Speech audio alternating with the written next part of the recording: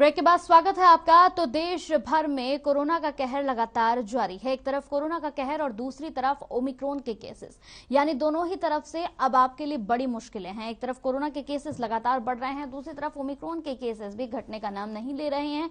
लगातार देश भर में कोरोना का नया वेरिएंट तेजी से अपने पैर पसारता हुआ नजर आ रहा है, जिससे ये कहा जा रहा है कि कोरोना की तीसरी लहर ने दस्तक दे दी है। देश भर में कोरोना के 3,52,26,386 लोग संक्रमित पाए गए हैं। एक बार फिर से सुनिए, 3,52,26,386 लोग। जी हां, इसी के साथ देश में पिछले 24 घंटे की बात कर ले तो पिछले 24 घंटे में कोरोना के मामले 1,17,100 नए केस मामले मिले हैं यहां पर।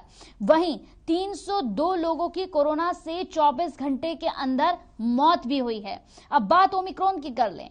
ओमिक्रॉन संक्रमित मरीजों की संख्या जो है वो 2,500 के पार पहुंच गई है, यानी कि 2,500 के पार पहुंच गई है।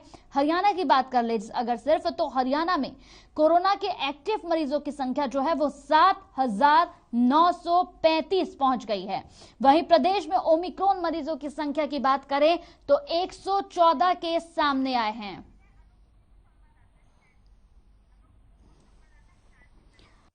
तो हमारे साथ इस पूरी खबर पर हिसार से हमारे संवाददाता जुड़ गए हैं अनुप, उनसे भी बात कर लेते हैं। लगातार अनुप, जिस तरीके से केसेस बढ़ रहे हैं, एक तरफ कोरोना के केसेस और दूसरी तरफ ओमिक्रॉन के केसेस, दोनों ही तरफ से मुश्किलें यहां पर सामने हैं। ऐसे में लोगों को और जागरूक होने की जरूरत है। हिसार के क्या हाल है, कितने केसेस अब तक सामने आ चुके हैं?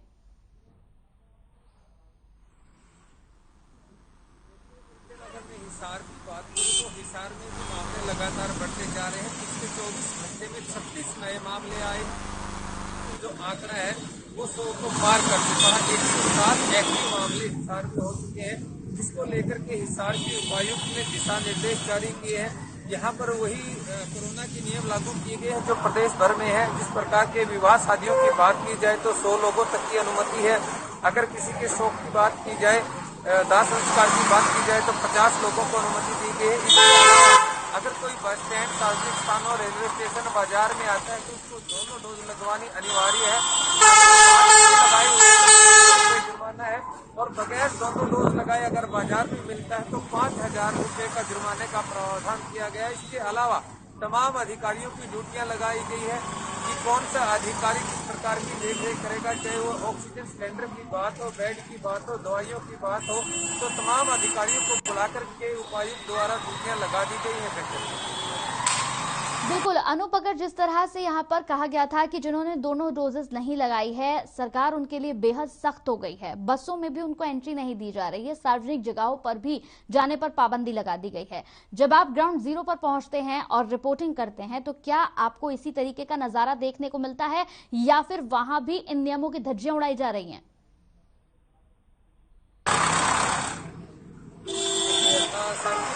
बात करें तो डॉक्टर प्रियंका सोनी ने बाजारों में उतरकर, बस स्टैंड और बसों में जाकर के इन चीजों का निरीक्षण किया। बहुत सारे ऐसे केसेस मिले जिन्होंने डोज नहीं लगवाई थी, या फिर फर्स्ट डोज के बाद उनका समय पूरा हो चुका था और उसके बावजूद उनके चालान भी किए गए हैं। लेकिन लापरवाही तो अभी भी सामने आ रही है। जिस चौक पर हम खड़े हैं, यहाँ पर आप चारों तरफ देख सकते हैं कि किस प्रकार से आवागमन में है। तो लोग बहुत कम ऐसे हैं जो मास्क लगाए हुए हैं, बहुत लोग ऐसे हैं जो कोविड के नियमों का पालन कर रहे हैं। और अगर हम सार्वजनिक स्थानों पर जाएं और वहां पर देखें तो सोशल डिस्टेंसिंग की धज्जियां तो सरेआम उड़ती हुई नजर आ रही है। 2 गज की दूरी सिर्फ कहने मात्र की है, किसी प्रकार की 2 गज की दूरी का कहीं पालन नहीं किया जा रहा।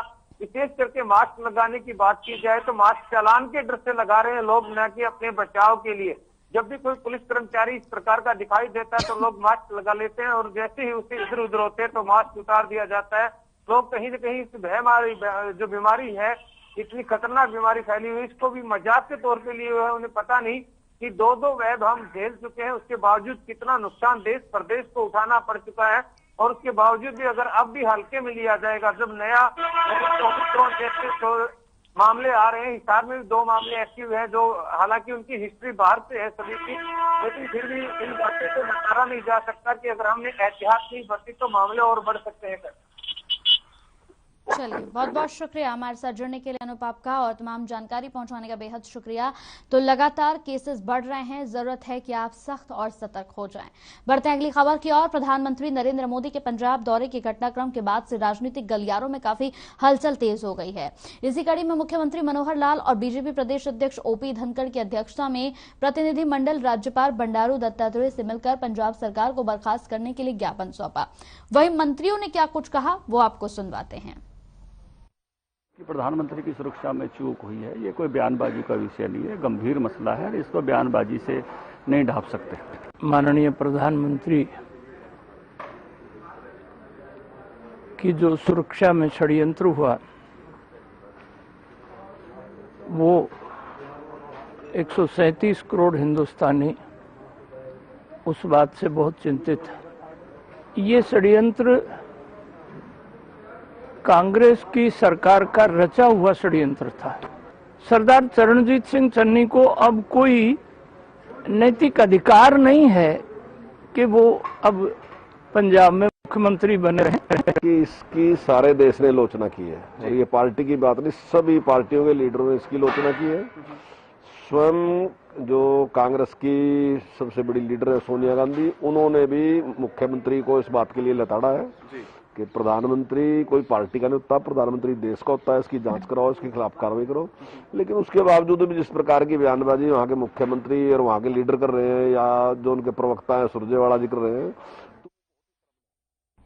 चलिए, इसी के साथ इस बुलेटिन में मेरे साथ इतना ही। नमस्कार।